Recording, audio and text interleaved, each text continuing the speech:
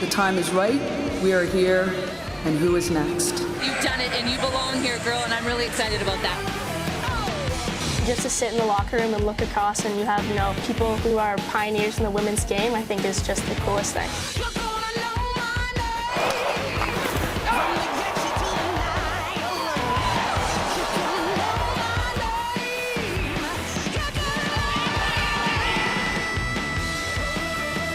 There was a feeling for a long time that women could never be the draw. I couldn't be more passionate to change the game. There's little things you can do every single day to help empower others.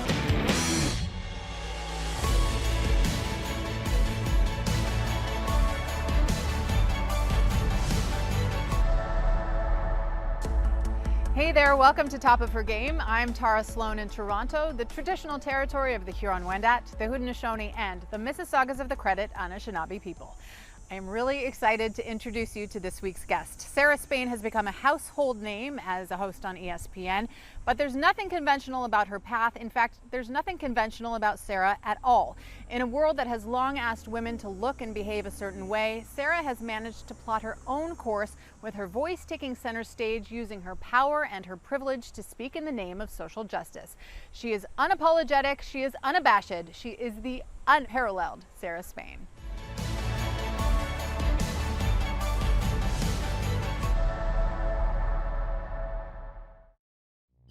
Sarah Spain, Chicago's own. Sarah Spain, our correspondent. Sarah Spain, I want to get you to consider all of this. You're trying to say that women are weak and inferior. I'm so tired of having arguments about this. The name is Spain, but they call me the commish, C-O-M-M-I-S-H. You don't want to mess with this. Step into the grid and I'll rule your world. The show's alpha male is a ball-busting girl. You want to hire the most qualified, but if it's resulting in looking like the rest of the world, where everything is run by men, even when it's to lead young women, it doesn't make sense. When Colin Kaepernick goes out of his way to make people uncomfortable and to stop living in the bubble that's protected of this millionaire athlete, we're angered by it. Instead of saying, look, this is someone who's deciding to make his life more difficult in order to speak for others. Well, let me just tell you the administered beatings that have been going on the entirety of my life in order to prove to people that women are not soft. I'm eating this guac right now. There you go. Yeah. That is good stuff. Good. Nothing. No balls. Not a one. No team had ever made the Final Four with two true freshmen leading them in scoring. Duke has 4. No team had ever made the Final Four with a three-point shooting percentage as low as Duke. That's why this team is out. I'm a woman, I love sports, but I have this perspective and these experiences, and they are worthwhile just as much as yours, and I'm going to bring them to this experience. I'm going to make you uncomfortable by having to hear what I say instead of just fitting in. It is my great pleasure to introduce to you someone for whom I have a great deal of admiration. And Sarah, I will try not to be too effusive, but I am a fan and I am so interested in the scope of what it is you do. And I'm wondering when it is you discovered you had a voice. Was it when you were young or did it take a little bit longer? Both my parents are lawyers and my sisters went to law school as well. So I feel like we were always a family of like asking questions and then playing devil's advocate and sort of, so from a young age, I was kind of finding out ways to push back on something if I didn't think it made sense. So I think I knew that I was able to speak up when I wanted to, whether that was, in college, they tried to get all of the, I went to Cornell, did track there. They tried to get all of the track athletes to change from the outfits that we practiced in into our like school regulation weightlifting outfits because the football players were distracted by spandex. And so I went ahead and created a petition and had everybody from every team sign about how absurd it was that they were not responsible for their own eyes and that we would have to go out of the way to change from the outfits that made sense for us to practice in. We're jumping into sand pits and whatever, like we're not. So yeah, I think I wouldn't say I'm litigious, but that I've always known that there's, you can always ask for another answer if you don't get the one you want. Okay, so you're an English major. When did broadcasting become an option for you? It literally never occurred to me throughout all of my youth. I had all these ideas of things to do, but it's funny because like there's old videos after my basketball games where I would pretend to interview my teammates about their game performance, right? But it wasn't in anything to do with what I wanted to do for a living. It was just that performative side of me. So I went to college. I was an English major, but I took as many classes in acting and performance as I could because I always knew I wanted to get into that, but that it was sort of limiting as far as I didn't want to go to Cornell and be a theater major. Also, it was impossible with track being essentially year round. They all happened at the same time. Right. So as soon as I graduated, moved back to Chicago for a little bit and then moved out to LA, like, let's just give this a shot. And if I hate it in practice, then I can always pivot. And so a couple years in of doing comedy classes and improv, Second City Conservatory, on a whim, I took a TV sports reporting class after a teacher in one of my television hosting classes saw me host a fake Chicago Bears show and was like, oh, you want to do sports? I was like, oh, there's no women in sports. There's so few, and they have to do like bubbly sidelines reporting or be anchor people. And, you know, I want to be funny and I want to entertain. And she was like, oh, well, you know, it seemed very natural. You should try it. So took an extension class at UCLA in TV sports reporting. And suddenly all these things that I loved were coming together. And it just felt right once I started doing it. Sarah, you've really succeeded in creating your own niche. You are your own thing. You're not just a host. You're not just anything. I'm wondering, were you able to jump into the business in that way? Because you never had to be the straight sideline reporter or the straight anchor. I worked at Fox Sportsnet in LA before it became FS1. It was just regional networks. And that was a really good starting point to like learn all the games and sports I wasn't as familiar with, log all the action, write what the anchor person would say about the highlight, got into a little bit of producing there as well, was writing for some blogs.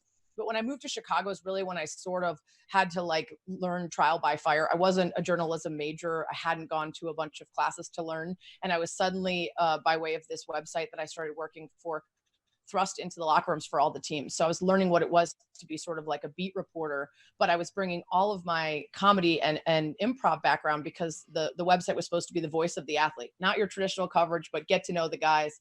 And so instead of doing interviews, I would, you know, I did one with Peanut Tillman of the Bears, where instead of interviewing him about the charity event he was putting on with some guys, I mic'd him up and mic'd me up, and I pretended to try out to be the Bears, you know, next wide receiver. You know, when Carlos Zambrano destroyed the Gatorade cooler at Wrigley, I interviewed all the players about the Gatorade cooler going on the IR. I'm like, how come he's always kind of in the wrong place at the wrong time? How are you going to get your hydration? Like taking ideas of these sort of sketches or these improv ideas and bringing them to something. So yeah, I kind of immediately established myself as like, I'm not going to go the places that you think I am, and I'm going to help you get to know the players. I'm going to be a little bit more creative.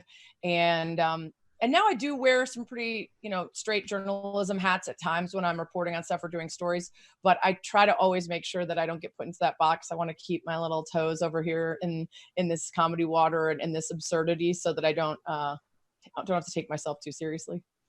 Well, I mean, part of your breadth is also being very vocal about social justice issues. And so that's a big part of who you are. I'm wondering, have you received a lot of pushback on that front? Because it is, I know, it is not easy. It is not easy, and it is painful. And I'm wondering, obviously, you know, the pushback you get on social media, but then there's pushback from higher ups potentially. Yeah. So my first gig at ESPN was being a SportsCenter anchor on ESPN 1000, the local Chicago station. So I would come on every 15 minutes to half hour and do trades, the games that were coming up tonight, injuries, whatever. And at that point, most of the response, especially since there had not been a woman regularly on the station in 11 years, was like, this chick's awesome. I want to go get a beer with her. Like, she loves sports. This is every guy's dream. And then once I started to have a little bit more agency and voice, then it would be calling out the guys for saying, you know, completely misogynist things on the air, or like, oh, they'll throw like a girl. And I would turn my mic on and be like, what kind of girl? Like Jenny Finch? Or, you know, and I would like find little ways to be like, you know, they'd say, oh, she lost her fastball. I'd be like, oh, did you have one yourself ever? You know, just trying to like get in there a little bit more and not make the station and the vibe seem so exclusionary to people. Because when I grew up listening to sports radio, I did not ever dream of being on it. I did not think it was a place where women were invited, not to mention allowed. And so once I made that pivot where I decided it was less important to me to have people just think I was cool and want to grab a beer with me, and it was more important to use my voice to kind of make the path easier for the people coming after me, there was a really stark difference in a lot of the ways that certain people reacted to me. And it is like most clear to me that I'm going to get the most harassment online if I'm talking about specific gendered issues or issues that we see as a woman problem or a men, whether it's domestic violence, sexual assault, feminism, women in the industry. Those are the things that are the biggest triggers for attacks. And so I kind of brace myself and know they're coming, but it's important to me to talk about that stuff. As for higher ups, for the most part, I've been really supported. And the fact that ESPNW became a part of ESPN around the same time that I joined and started doing the national work is huge, because it's just this bubble within the company that's constantly pushing all the other shows and departments to recognize women sports fans, to recognize the ways that they may have been wrongly covering issues for years and not knowing. And so I feel really supported at the company, with the occasional time that I step out of line, whether that's, going a little too blue with my sense of humor, getting a little too much into politics. But for the most part, it's been really good. How important is it to be intentional about talking about not just women in sports, but women's sports? If you scroll through a lot of Twitter feeds or websites, you don't see a lot pop up. So how important is it to you to say like, no, wait. I mean, I saw a tweet actually when you were, you called out a Chicago TV broadcaster, and they were listing the top Chicago teams. And you're like, there's some women's teams that play there too. Like, it's just this constant pointing out that needs to happen. Yeah. And so I actually got into a kind of debate on the air once with a former colleague, Ryan Russillo, and he's like, let's just do this on the air. He's like, sometimes you say stuff and you complain about stuff, and I kind of roll my eyes and I'm like, why are we making a big deal out of this? And sometimes I'm sure I say or do things and you're like, what are you doing, dude? Like, how do you not get it? So let's just hash it out. And I think the most important thing I said during that, and that I will always say, is that you have to understand how the little microaggressions and jokes and comments and exclusions add up. The same way that we are really careful about not using stereotypes to talk about people of color, people of a certain religion, LGBTQ people. It's because we understand that that little joke or that little aside may not on its own really result in anything, but when you add them all up together, it does create a world in which people are not hired, not paid the same, not respected, are harassed, are beaten up, there's a massive effect of how we view people based on the everyday conversations we have about them. And so if female athletes are not given TV coverage, are not written about, are not included in polls when you ask people who your favorite athlete is in Chicago and you don't include any of the women's teams, if it's a constant exclusion, then they never get the respect and the attention needed to grow their fan base. And then it's a vicious cycle, right? It's like, they're not important enough to put in there. Well, why are they not important enough? Because no one will cover them and give them the attention and respect and allow people to even have a shot to get interested. I always use the Little League World Series as an example. Is there a reason that we care about 8, 9, 10, 12, 14-year-old boys playing baseball? It's not because they're the best at what they do. It's because ESPN and the coverage of it tells these great stories, and you want to root for them and you want to get to know them. It's the same as the Olympics. We don't normally care about bobsled and curling and everything else until these great Olympic broadcasts tell us who these people are, how hard they work to get there, why we should care about them. We need to do that with women's sports, because once people do know them and care, look at the U.S. women's national soccer team. They're beyond even just sports stars now. Like, they're massive celebrities. They're not only inspirational, but sort of instructional in the way that so many women and people who respect female athletes want to go about their business, to the point that there's now a whole mess of them that just are starting their own team, that are representing business ownership in sports like we've never seen before for women. And so you just look at the examples where people are given a chance to shine, and that they do. And you say, if we invested in everybody else similarly, what could it mean for women athletes and women in sports? We just have to give them a shot, though. Amen. Mic drop. And also thank you for mentioning curling, because that will make our Canadian audience super happy. Yeah. Just a couple of sort of topical things I wanted to address. Talking about harassment, obviously this thing that happened with the Washington NFL team is very recent, very triggering for a lot of women, and a lot of women in media, myself included. Mm-hmm. I felt like that conversation came and went really, really quickly. Are we so acclimatized Is this so part of our normal everyday life that we're like, oh, that's so bad that that happened, but oh well? I think it's twofold. I think one, because the leak that the story was going to come out became so written about in social media, the ideas and the leaks and the guesses that people made were so over the top that this felt less insane than what people had thrown out there. And also people hoped it would be something that would take out Dan Snyder as the owner. People have long wanted him to not have ownership. And so when this was not directly implicating him, there was sort of a disappointment of, oh, this isn't what we were hoping for. On the other hand, I think people recognize it as awful and terrible and a culture that needs to be changed, but also so recognizable to everybody in their own experiences that it felt like, okay, we keep having this conversation and like, where do we take it now? In fact, I just was on an 1.5 hour conference call yesterday, figuring out what content we at ESPN and ESPNW want to create around this that won't be the same thing. I've had podcasts where I've had 9 or 10 women come on and every single one of them had a story about the harassment that they faced in the industry. I had a podcast that was entirely about how do you choose what you wear on television and how does it affect you in your personal life, the way that you're sexualized and talked about by strangers? Like, does it affect your relationships with men or women or whatever? We've tackled every angle of this because women from decades ago have started dealing with the same things we're dealing with now. So now it's really just about how do we get creative and have conversations about it that will actually, make change? How do we make the male allies that we have in our businesses feel ready to stand up for us? How do we make the HR departments work for us instead of the companies that they're looking to protect? I'm disappointed that the conversation stopped a little early, but we're pretty determined to keep it up over at ESPN. To that end, I'm curious about when you are approached by young students or people who wish to get into this business, what do you say? Because I'll tell you something that I told someone a couple of weeks ago, and I didn't like the sound of it coming out of my mouth. I said, if you work in men's sports, be careful how you comport yourself. Don't be too flirty. And I shouldn't have to say that, but I've seen the implications of that. First of all, what are your thoughts? What would you say to somebody who said, okay, I want to pursue this avenue? Yeah, I do find myself giving advice that makes me cringe. And I always say, I don't want to say this. I hate to put it this way, but this is the way it is for now. First, I always say you have to have a thick skin. You're going to deal with a lot and you got to pick your battles. Because if you establish yourself as someone who's always complaining, someone who stands out from the group, especially as a woman, it's going to be tough to advance. Now, that doesn't mean you have a thick skin to the point of accepting full-on harassment, right? Or an unsafe work environment. You have to know where the line is. But yeah, my most cringeworthy advice is usually along the same lines as yours, which is unfairly so. Everything you wear, everything you say, every interaction you have will be first viewed through the lens that they assume that you are there for the wrong reasons, that you don't know your stuff, that you're trying to hit on a guy, that you're a groupie, that you're whatever, all of that, because that is unfairly the lens through which we're seen until we prove otherwise. A guy walks into a locker room, a guy gets assigned to a beat.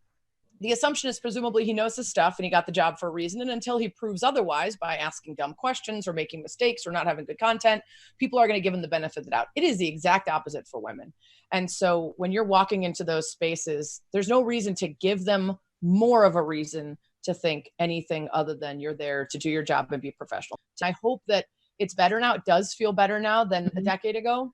And there's so many more women around. There's so much more representation. There's so much more freedom to be whoever you are in whatever way, instead of this kind of cookie cutter idea of what a woman should look like in sports television. So yeah, I mean, it's a mess still, as you can tell by that answer. That was just... Yeah, well, I know. I mean, you've said literally everything that I know. But I mean, I actually think this is really enlightening for people watching out there who might not understand how the double standards go. Yeah. But what is really helpful is having people who are established like you, hopefully like me, using platforms to make a difference. What I know you've said before that you appreciate where you are, you're very grateful, and you try not to look too far ahead. But it seems like the world is your oyster. You seem to be doing everything. What do you think is next in the world domination of Tara Slone? I really like being multifaceted. I think I love writing because when you're done, it's exactly what you wanted it to be, down to every edit. But it's lonely, and it's a frustrating pursuit. You're sitting for hours trying to get exactly what you want.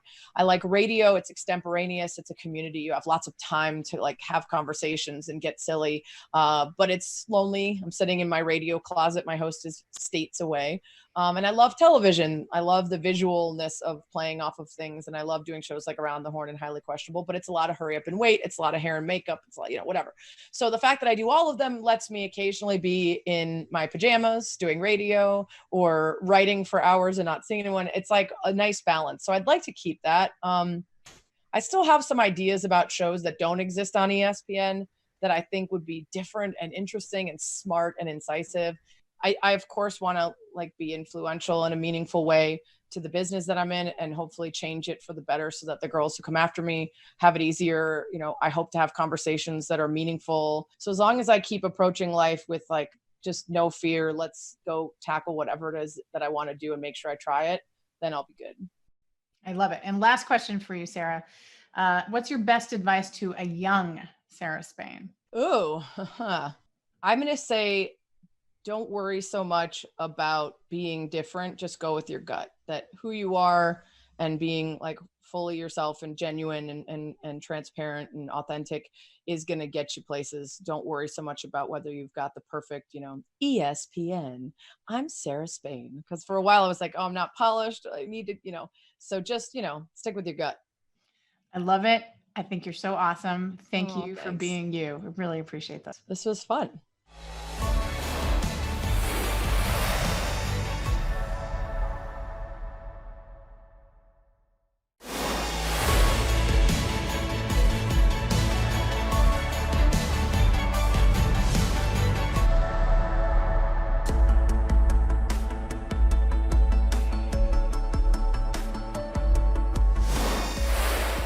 As women in sports broadcasting become more visible, more and more young girls are able to envision themselves in roles they never could have seen before. To tell the story of one young woman who is already poised for success, here's my dear friend and colleague, Chris Simpson. Well, Tara, Abigail Dove is not your typical 15-year-old. She's grown up believing she can do anything. As an aspiring LPGA player, she also has a passion to be a sports reporter. And I've seen for myself, the sky's the limit when it comes to this ambitious teenager. Abigail is very driven. When she makes her mind up on something, she goes 100%. No matter what you do, you gotta be yourself. I see amazing things in her future just because she knows what she wants and she's gonna go after that. Abigail, I remember when I first met you. Tell me the story. Well, I was at the BioSteel hockey camp. And I remember looking across the arena and telling my dad, look, it's Christine Simpson. He was like, go talk to her. I remember having a very nice conversation, and I remember from that day that I was like, this is what I want to do when I grow up. And then I guess it was about 11 years old, the call out came out for the Sports Illustrated Kids junior reporters. And my dad told me it was a US company and that they hadn't picked any Canadians before that. But I wanted to give it a try because I knew that it's worth a shot. I ended up being the first Canadian selected. So tell me a bit more about it. What were you doing? So I wrote articles for them. So I pitched different stories for them about different events. My first event, I reviewed a book for them, a different sports book. I went to the 2017 Manulife LPGA Classic, and I got to interview different LPGA players. I met Brooke Henderson there, so being a Canadian golfer myself, that was a great experience for me. If you were to look to the future, what is the dream job? Well, obviously, I have two pathways that I'm looking into. So obviously an LPGA golfer would be really great. Then I'd love to cover sports, just be in the sports broadcasting industry. I think the industry's great, and I can see myself working in it. I keep pushing her to make sure she thinks of other things, bigger things too. I keep saying she could be the GM of the Toronto Maple Leafs, but once she's got a goal in her head, I'm not sure there's any stopping her. So the theme of today's game is the next generation of Leaf fans. As a Leaf fan growing up, what is it like to see that and be a part of this generation of Toronto Maple Leafs? Yeah, it's cool. It's something that you always dream of. I mean, growing up in Toronto, I always wanted to play for this team, and I was lucky enough to be a part of it. And obviously the team we have here now is great, and it's a lot of fun. Well, I want to talk about the Leafs Next Generation game. When you and I first worked together side by side, how did you prepare for that? I knew I was going to have to prep for it a lot, but definitely you don't understand how much work actually goes into it behind the scenes. I was thankful that Sportsnet gave me the opportunity to come up with all of my ideas, so I got to pick what I thought would be good to talk about. So it definitely took a lot of prep into it, but I enjoyed it.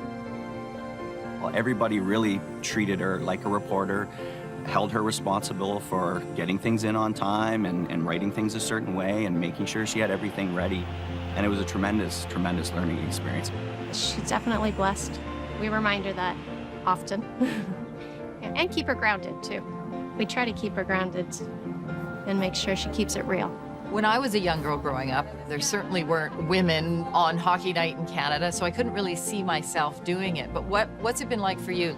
There are so many incredible women in this industry, you, Tara Slone, and you get to look up to them and you get to see them, and you're all doing different things. So it's been really great for me to be able to learn from you guys and not only watch you guys on TV. Well, Abigail, I would say the sky's the limit for you, young lady. Thank you for doing this. Thank you so much. I really appreciate sitting and talking here with one of my idols. That young lady is going places, I can tell you that much. And as Abigail enters her second year of high school, it won't be long before we'll see her either on the links or in front of a camera. Tara? Thanks, Chris. You know, it's been great getting to know Abigail a little bit over the last couple of years, and we look forward to hosting the Dove family at a Rogers Hometown Hockey event again when things get back to normal. So thank you, Abigail. Thank you, Sarah Spain. Thank you for watching. We'll be back next week with more stories of women at the top of their game. I'm Tara Slone. So long.